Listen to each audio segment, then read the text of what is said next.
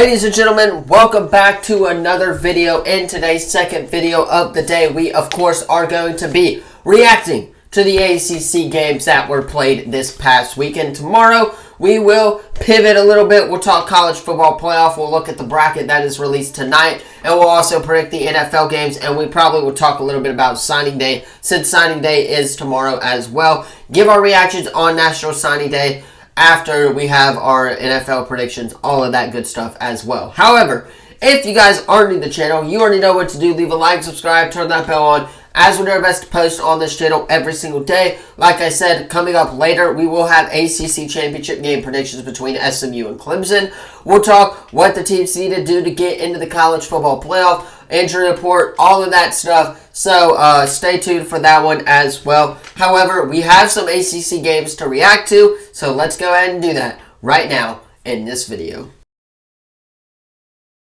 So on Friday night, obviously, we did have Georgia Tech and Georgia. We already talked about that game in our SEC reaction slate yesterday, so we're not going to hit on the games that were ACC, SEC-wise, because we already reacted to them yesterday. Now, we will talk about Stanford going into San Jose State. I was not able to catch this game on Friday night because of the 8 overtime thriller that it was. But yes, San Jose State getting the job done against Stanford. They, of course, move on to 7-5 on the year. Nothing really. They should have beaten them by a lot more than what the score says. But I, again, didn't get to watch this game. I guess Daniels did play a little bit pretty good for Stanford, the running back. 91 yards, did have a touchdown on the day as well. But other than that, the stat line, yeah, I just was not able to watch this game. Didn't really care about this game. And Stanford does, in fact, get the job done there. Now, let us go to Miami, where, of course, or I guess New York, if you want to talk about it that way. Let us go to New York, where the Cuse, the Orange, upset the number 6 team in the country. Miami is now at 10-2. Will the playoff committee tonight put them in the college football rankings? We will, of course, get to see that tonight, starting at, I believe, 6:30 or so p.m. Yeah, Miami did not get the job done against Syracuse. Syracuse upsetting the Canes, obviously put Clemson in the ACC championship game on Saturday. Kyle McCord, obviously 3 touchdown passes, 360 yards, 26 of 36. The running back Martinez for Miami, 1 touchdown of the day. And Restrepo, of course, catching 1 touchdown for 150 yards as well of offense. I guess it was just the defense, man. They couldn't get that stop near the goal line on what they wanted to, and they couldn't get the touchdown that they needed to towards the end of the game as well. And Miami does, in fact, fall to the Cuse, as down goes the U. We'll see what the committee does. Let me know what you think the committee will do in the comments down below. That is for sure.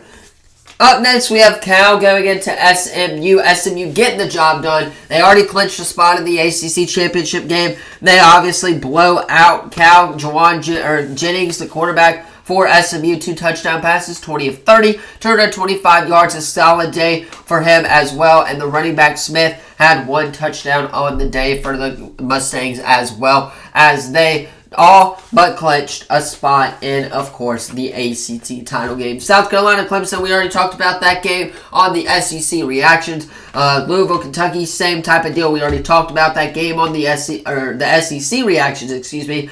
So let us go to Wake Forest, where the Duke Blue Devils, who are 9-3, Murphy, the quarterback, obviously a sophomore, a young, talented quarterback for the Duke Blue Devils, and they almost, in fact, get upset on the road at Wake. Wake Forest played a clean game, I thought. I thought they got the ball to their playmakers a lot. I thought the defense kind of helped them out a little bit, but I guess it was on that final drive where Malik Murphy went off. He was 26 of 34, 235 yards of offense, 1 touchdown on the day for the Duke Blue Devils, as they finished their season at 9-3 and 5-3 in the ACC. A very, very solid first year, I believe, for Murphy. I believe he's a transfer, or he obviously redshirted his freshman year. Do not quote me on that. Somebody let me know about that one in the comments down below, I'm sure. But Murphy, a solid year for him. 9-3 on the year in ACC against that schedule. That's a pretty good year. Obviously, Miami didn't work out. They could have gotten that win, but 9-3. Solid year for the Duke Blue Devils nonetheless there. Now, Let's go to BC as Nick Castellanos, I believe is his name. Don't quote me on that one. But Castellanos has entered the transfer portal. The quarterback for Boston College did play really well. I thought Pitt played really well offensively as well. I think it was just Boston College had the better team and had the better players, and they got the job done at home in the ACC. Again, I'm not too hyped up about the ACC as I was a couple of years ago. But Boston College, 7-5, 4-4 in ACC conference play. Pittsburgh falls, of course, to 7-5 on the year. Very evenly matched game, if you're asking me. But Boston College had the better playmakers, and, of course, they did get the job done there.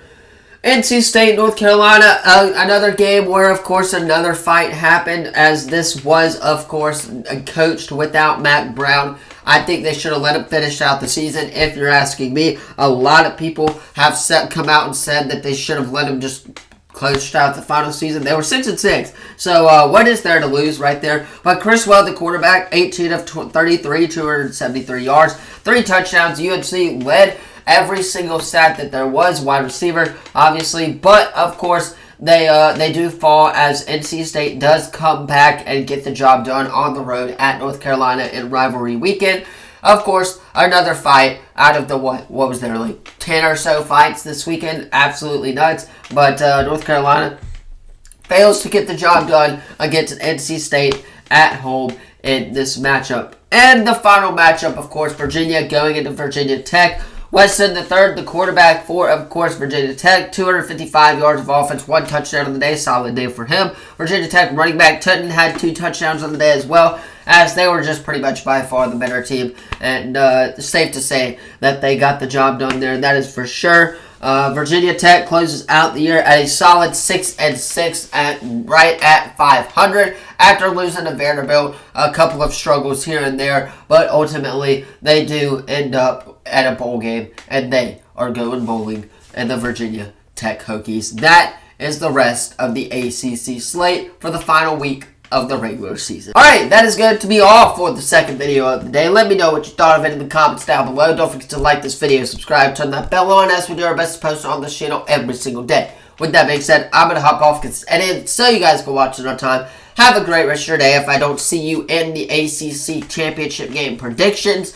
Obviously, the college football playoff rankings come out tonight. The ACC SEC Challenge is tonight as well. And, yeah, I believe there's some NBA action going on as well. So, enjoy all of that in the sports world. Thank you all so much for watching. And I'll see you in the next video. Peace.